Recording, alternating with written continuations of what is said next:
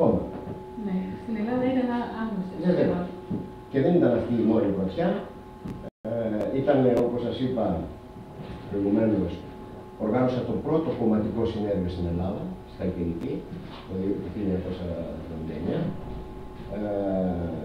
Και επίσης εισηγήθηκα και έγινε η πρώτη στην Ελλάδα εκστρατεία εναντίον της αποχής των ψηφοφόρων της κάλπες στις δημοτικές εκλογές του 1978. Δηλαδή, συγκεκριμένα. Μια επικοινωνιακή εκστρατεία που καλούσε τον κόσμο να πάει να ψηφίσει.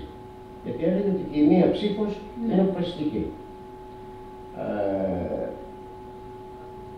Έκανα κι άλλα, μην σας κουράσω με λεπτομέρειες, στην Δημοκρατία, αλλά ένα χρόνο μετά παραιτήθηκα. Ο λόγος ποιος ήταν?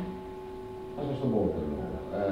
Καταρχήν στη Νέα Δημοκρατία, επειδή η οικογένειά μου από δημοσιογραφική ήταν και πολιτική, ήξερα τι συμβαίνει και μπήκα με μια παρέτηση έτοιμη στη ζωή. Έγινε ένα, θα το αποκαλούσα, ατύχημα. Όταν γυρίσαμε από το συνέδριο της Χαλκιδικής, ο Κωστής ο Στεφανόπουλος συγκάλεσε μία σύσκεψη του κομματικού μηχανισμού. Κατά τη διάρκεια της οποίας είπε ότι αν μας ρωτούσε κανείς τι κάναμε τον τελευταίο χρόνο, θα έπρεπε να ντρεπόμαστε.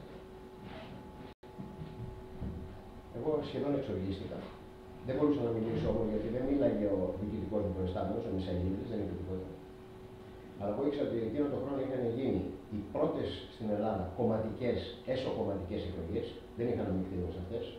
Ήταν όλο έργο του Γιώργου του Μισαηλίδη. Και το πρώτο κομματικό συνέδριο. Και μόνο αυτά φτάνανε για να πει κανείς ότι αυτός ο χρόνος ήταν πολύ παραγωγικός. Δεν είπα τίποτα, τέλειωσε η σύσκεψη, πήγα σπίτι μου, έγραψα μία παρέτηση μια σελίδα στον Κωστή του Στεφανόπουλο, τριών σελίδων στον Γιώργο Μισαηλίδη και 14 σελίδων στον Καραβαλή. Στον Καραβαλή τι έλεγα τι είχα κάνει, τι δεν είχα κάνει και γιατί δεν έγιναν αυτά. Έμαθα από τον Πέτρο τον Μολυβιάτα αργότερα. Μα ο Κωνσταντίνος Καραμαλής δεν είχε απευθυνθεί σε εσάς προσωπικά, ότι δεν είχε γίνει σημαντικά πράγματα. Εγώ είχα υποχρέωση να απολογηθώ σε αυτόν που με επέλεξε, τι έκανα και τι δεν έκανα και γιατί δεν το έκανα. Ο Γιάννης μου είπε αργότερα ότι αυτή τη επιστολή δεν έφτασε ποτέ στα χέρια του Καραμαλή. Και δεν έφτασε γιατί έλεγα γιατί δεν γίνανε κάποια πράγματα. Και εκεί πήρα κάποιοι υπεύθυνοι. Και ξαναγύρισα στον χώρο των δημοσίων σχέσεων και της διαφήμισης. Μέχρι το 1985, όπου είχα ένα πάρα πολύ σοβαρό ατύχημα, συνεδρίασαν και τα δυο μου πόδια και ήμουν 6 μήνες στο κρεβάτι. Διοικούσα, εν τω μεταξύ έχω γίνει πλέον πρόεδρος και διευθύνων σύμβουλος της Λίο Μπερνέτ. Την Ιντερά την αγόρασε η Λίο Μπερνέτ και οι Αμερικάνοι με όρισαν πρόεδρο και διευθύνοντα σύμβουλο της Λίο Μπερνέτ. Είχα αποφασίσει ότι στα 45 μου θα ήθελα να πάψω να δουλεύω και να αρχίσω να εργάζομαι. Η Λίο Μπερνέτ ήταν η εταιρεία η οποία έκανε πάντοτε τα σποτ της Νέας Δημοκρατίας, αν δεν είναι όχι. Η Spot Thompson νομίζω ήταν. Η Spot Thompson ήταν. Τις περισσότερες, όχι πάντα, τις περισσότερες χρονιές. Το 85 λοιπόν, σας έλεγα ότι είχα αποφασίσει στα 45 μου να πάψω να δουλεύω και να αρχίσω να εργάζομαι. Που σήμαινε ότι έπρεπε να εγκαταλείψω τον ρόλο του διαφημιστή επιχειρηματία, δεν μου πήγαινε ούτε το ένα ούτε το άλλο, και να γίνω ένας μοναχικός καβαλάρης στον χώρο της επικοινωνίας. Για να κάνω αυτό έπρεπε να βρω ένα διάδοχό μου, να του παραδώσω την εταιρεία για να την προχωρήσει. Δεν μπορούσα να αφήσω έκθετους τους Αμερικάνους που με είχαν εμπιστευτεί. Λέτε για την εταιρεία που λέτε. Για τη Λίο Μπερνέτ. Το 85 όμως,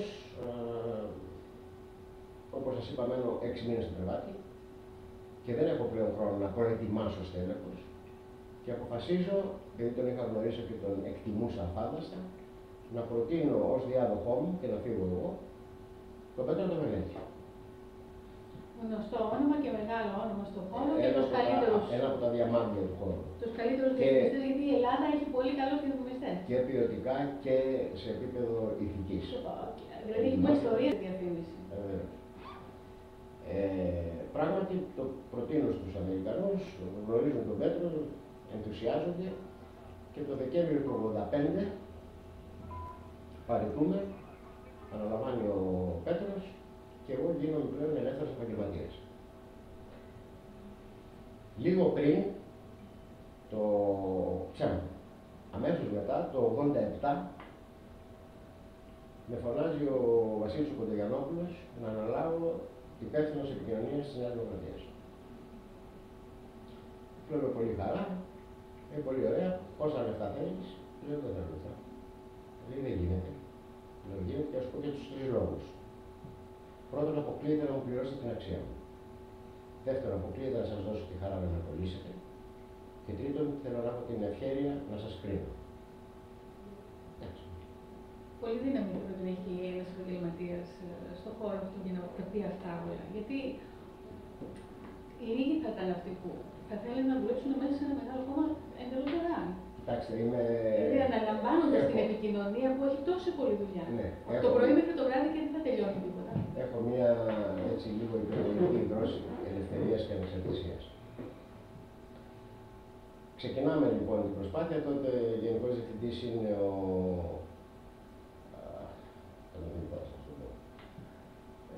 Και πρόεδρος είναι ο Μητσοτάκης, Κώστας Μητσοτάκης. Γιατί έφυγα από εκεί. Ήταν προφητικό αυτό που είπα, ότι δεν θα σας αφήσω να με απολύσετε και θέλω να σας κρίνω. Σε κάποια σύσκεψη για την επικοινωνία, είναι όλο το επιτελείο της Νέας Δημοκρατίας και μιλάμε ωραία και βαριά ονόματα. Ο συγχωρεμένος ο Παύλος ο Παπαγιάννης, ο Αντώνης ο Σαμαράς, ο Μιλτιάδης ο Εύερτ, ο Στέφανος ο Μάνος, ο Ανδρέας ο Ανδριανόπουλος, όλοι αυτά οι αξιωματούχοι του κόμματος. Και τα κομματικά στελέχη. Κάποια στιγμή λέει ο Μητσοτάκης, μια και είμαστε εδώ συγκεντρωμένοι, θα ήθελα να μου απαντήσει σε δύο ερωτήσεις. Πρώτον, εάν συμφωνείτε με τον ήπιο πολιτικό λόγο που έχουμε εφαρμόσει, και δεύτερον, εάν τι θα κάνατε, τι θα προτείνατε να κάνουμε, εάν οξυνθεί το Πασόκ. Το Πασόκ τότε λούφαζε, γιατί ήταν βουτυγμένο στα σκάνδαλα. Στην πρώτη του ερώτηση απαντάμε όλοι ναι, συμφωνούμε, και στη δεύτερη λένε ότι βεβαίως αν οξυνθεί το Πασόκ θα οξυνθούμε και εμείς. Διότι δεν μπορούμε να ευνουχίσουμε την κομματική μας βάση. Ζητάω τον λόγο, μου λέει ο Μητσοτάκης, δεν με τι θέλετε. Λέω, κοιτάξτε, εάν δεν κάνω λάθος, τον ήπιο πολιτικό λόγο τον έχετε εφαρμόσει για δύο λόγους. Ο ένας είναι για να ανεβάσουμε λίγο το επίπεδο του πολιτικού λόγου που αρθρώνεται στον τόπο μας, και ο δεύτερος είναι για να διαφοροποιηθούμε από το Πασόκ. Είναι ακριβώς γι' αυτό και αυτό. Ωραία. Τότε δεν καταλαβαίνω την πρόταση να οξυνθούμε αν οξυνθεί το Πασόκ.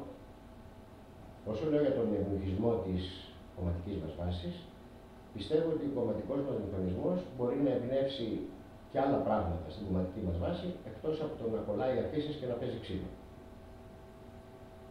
Εκεί ήταν και το τέλος της συνεργασίας, δεν μας άκουναξαν. Διότι τα κομματόσκυλα είδαν ένα κίνδυνο στο πρόσωπό μου. Σου λέει αυτό δεν πληρώνεται, δεν παίρνει ρουσφέτια, δεν διορίζει ανθρώπους, είναι επικίνδυνος. Και εκεί τέλειωσε η δεύτερη συνεργασία με τη Νέα Δημοκρατία. Συνήθως έχουμε συνηθίσει να γίνονται όλα μέσα σε μια κλειστή παρέα. Δηλαδή αυτό το παρεΐστικο. Ένα κόμμα το έχει ακόμα πιο έντονο αυτό το στοιχείο. Δηλαδή και να υπάρχει κάτι, να μην υπάρχει ο αντίλογος, γιατί να μην βγει προς τα έξω το σκάνδαλο, να μην υπάρχει αυτή η εσωκομματική ασυνεννοησία και γίνει γνωστή. Δηλαδή οι συγκρούσεις να αποφευθούν, αλλά να ξέρουμε και να μην μιλάμε. Πράγμα το οποίο δεν θέλατε εσείς καθόλου, από ό,τι καταλαβαίνω. Δεν είχα αυτό το στόχο. Να σας πω κάτι άλλο. Λίγο αργότερα, το 1992, επειδή νοιάζομαι και πονάω πάρα πολύ για τα κοινά και έχω αφιερώσει χιλιάδες ώρες αμυστή. Θα σας πω αργότερα την περίπτωση του Πασόκ. Το 1992 λοιπόν κάθομαι και γράφω ένα σχέδιο ολοκληρωμένο δεοντολογικού κώδικα πολιτικής επικοινωνίας. Με τα άρθρα του, με την επιτροπή του και με τις κυρώσεις. Δηλαδή, ότι λέω κάτι απλό. Δεν μπορεί ένας πολιτικός να βρίζει, να συκοφαντεί έναν συναδελφό του. Δεν μπορεί ένας πολιτικός να λέει σήμερα Α και αύριο Β. Αυτό το έστειλα σε όλους τους πολιτικούς, τότε 450 περίπου, και άλλους 150 δημοσιογράφους. Πήρα μόνο 10 απαντήσεις, ανάμεσα σε αυτές ήταν ο Κωνσταντίνο Καραμανλή, με συγχαρητήρια. Κανείς δεν ήθελε να το προχωρήσει αυτό. Βέβαια, γιατί κανείς δεν ήθελε σήμερα να πει να χάσει, όχι, θα μειωθούν οι φόροι και αύριο να τους αυξάνει. Όχι, δεν ήθελε να χάσει το στοιχείο της προπαγάνδας. Δεν ήθελε να χάσει τη δυνατότητα να κοροϊδεύει το λαό, γιατί εκεί καταλήγουμε. Έτσι. Οργανώνω λοιπόν μια συζήτηση στην τηλεόραση με τον Σωτήρη του Παπαπολίτη και τον Χρήστο τον Ροκόφυλλο. Τους εξηγώ τα πράγματα, το είχαν διαβάσει βεβαίως, κάνουμε συζήτηση και κάποια στιγμή λέει ο Σωτήρης στο Χρήστο τον Ροκόφυλλο, λέει Χρήστο, γιατί δεν το παίρνουμε τηλέφωνο να το περάσουμε στη Βουλή. Καλή σκέψη. Δεν περάσει τίποτα.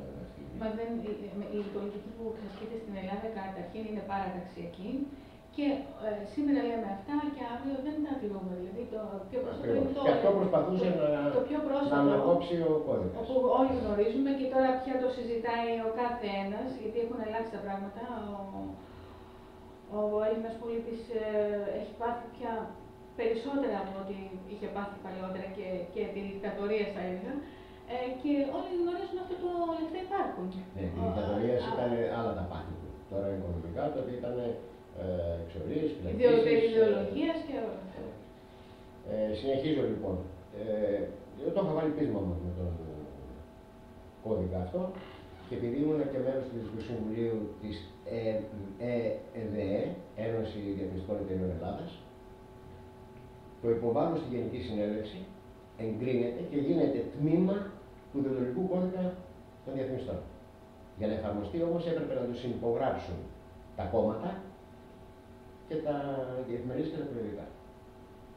Στέλνει λοιπόν επισήμως η ΕΔΕ τον κώδικα με την πρόταση να προσυπογράψουν τα κόμματα 3 φορές. Όχι απλώς δεν προσυπογράφει, δεν απάντησε ποτέ κανένας. Μα αυτά που ζητούσατε εσείς ήταν πολύ ριζοσπαστικά, δηλαδή ήταν η τρομακτική αλλαγή πάνω στην πολιτική. Ναι, το έχω αυτό το κουσούρι. Πάντα ψάχνω κάτι καινούριο και με στόχο βέβαια πάντα την ποιοτική αλλαγή, έτσι. Από τότε λοιπόν, από το 85 μέχρι σήμερα, ξέχασα να σας πω ότι το 74 είπα ότι έβγαλα το πρώτο πρακτικό εγχειρίδιο δημοσίων σχέσεων. Το 86 έγραψα και πάλι το πρώτο στην Ελλάδα πρακτικό εγχειρίδιο για τη διαφήμιση και το